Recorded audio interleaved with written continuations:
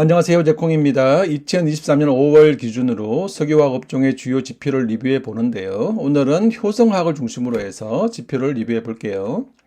구독, 좋아요는 더 좋은 콘텐츠를 만드는 데 힘이 됩니다.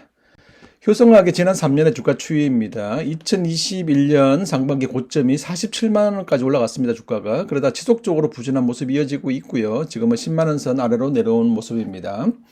현재 시가총액은 3,200억이 조금 안 되는 수준이고요. PER은 작년에 적자였기 때문에 의미가 없고 PBR은 2.7배 정도 되는 수준입니다.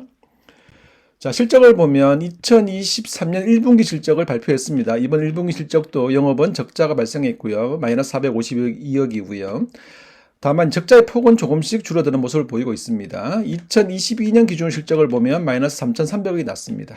원래 2023년의 방향이 중요한데 아마 흑자 전환은 가능하지 않을까라고 보고 있습니다만은 워낙 적자 규모가 크기 때문에 자본 잠식에 대한 고민들이 있습니다. 실제로 이제 보시면 이번 1분기 기준으로 보면 재무상태표에서 자본 총계는 329억이고요. 반면에 자산 총계는 3조 3천억입니다. 이 얘기는 부채가 지금 3조가 넘는다는 얘기이고, 따라서 이제 다음 분기가 되면 이제 자본 잠식으로 들어설 개연성이 높다, 이렇게 볼 수 있는 겁니다.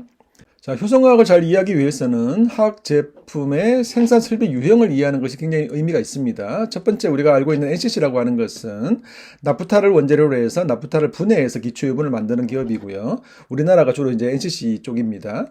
그 다음에 이제 석탄을 베이스로 해서 석탄을 가지고 올레핀, 기초유분 중에 하나죠. 얘를 뽑아내는 이러한 설비를 CTO, MTO라고 부르고 중국에 있는 기업들이 주로 CTO, MTO 설비를 많이 가지고 있습니다. 그리고 셰일가스에서 나오는 에탄과 프로판을 베이스로 해서 다양한 화학 제품을 만들 수가 있는데요.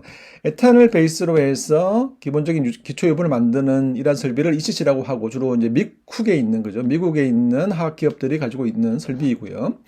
그리고 이제 프로판을 가지고 이 프로판을 원재료로 해서 프로필렌, 폴리프로필렌과 프로필렌을 만드는 설비를 PDH, PPDH라고 부릅니다. 효성화학이 가지고 있는 이 설비가 PPDH 설비입니다. 그래서 효성화학이 주목을 받았던 이유는 첫 번째는 미국에서 이런 셰일가스 생산이 늘어날수록 공급이 늘어나면서 프로판 가격이 하락하지 않겠느냐 이런 기대감이 있었던 것이고요.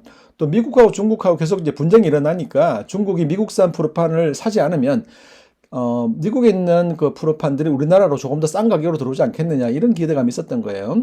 다시 말하면 프로판 가격은 중장기적으로 하락하고 프로필렌 가격, 폴리프로필렌 가격은 일정 수준을 유지하게 되면 스프레드가 증가하면서 효성화학의 실적이 좋아지지 않겠느냐 이런 기대감이 있었다 이렇게 말씀드리는 겁니다. 그런데 이제 결과는 그렇지가 않습니다. 효성화학이 이번 1분기를 보더라도 국내에 있는 PPDH 설비, 베트남에 있는 PPDH 설비를 보면 둘 다 그죠? 영업이익률이 마이너스입니다. 특히나 이제 베트남은 두 자릿수 영업이익률의 마이너스를 계속 보고 있고요. 베트남에 1조 5천억이나 투자했고 한 60만 톤 정도의 설비를 구축했단 말이죠. 이런 부진이 이어지고 있다. 굉장히 고민스러운 부분이고요. 그 다음에 효성화학의 또 하나의 이제 제품 중에 하나는 TPA라고 해서 화학 섬유를 만드는 원재료입니다. 폴리에스터를 생각하시면 되는데 역시 영업이익률은 마이너스를 보이고 있습니다. 이런 부분들이 굉장히 고민스러운 부분이고요. 효성화학의 실제 지표를 보면 이런 모습입니다. 나프타와 프로판을 보면 가장 중요한 지표 중에 하나는 이제 프로판 가격이고요.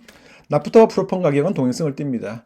2022년까지 프로판 가격이 굉장히 급등했죠. 급등하면서 원가 부담이 있었고 2022년 이후부터는 이제 프로판 가격이 하향 안정화되고 있는 모습이긴 합니다만 조금 변동성이 있습니다만 주요 제품인 폴리프로필렌 가격이 부진해요. 그러니까 다시 말하면 원재료 가격이 올라갔을 때는 제품 가격이 부진해서 스프레드가 부진했고 또 원재료인 프로판 가격이 조금 이제 하락하더라도 제품 가격이 부진했기 때문에 역시 스프레드는 부진한 그런 시기를 보냈다 이렇게 볼 수가 있는 것이고요. 다만 최근 추이는 조금씩 전체적으로 폴리프로필렌을 포함해서 화학 제품들의 가격들이 반등하고 있습니다.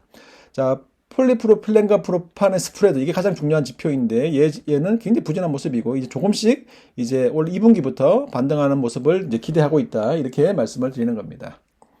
자, 이상을 요약해 볼게요. 화학업종은 실적과 지표의 바닥을 찍고 점차 반등하는 시기입니다. 특히나 NCC를 중심으로 반등을 시작하는 모습이고요. 효성화학 역시 실적과 지표의 바닥은 지나는 시기다 이렇게 볼 수가 있는데요. 다만 이제 고민은 뭐냐면 적자가 확대되고 있고 여기에다가 이제 부채 증가로 이자 비용도 증가하고 있기 때문에 재무적 건전성에 대한 우려가 계속 불거지는 시기입니다. 특히나 23년 2분기부터는 자본 잠식의 우려도 있기 때문에요. 결국 이 자본 잠식을 해결하기 위해서는 외부 자금의 수혈이 필요하고 이러한 부분들이 이 투자자 입장에서는 좀 주의를 해야 되는 이런 시그널을 우리가 확인할 수 있는 시기다 이렇게 말씀을 드립니다.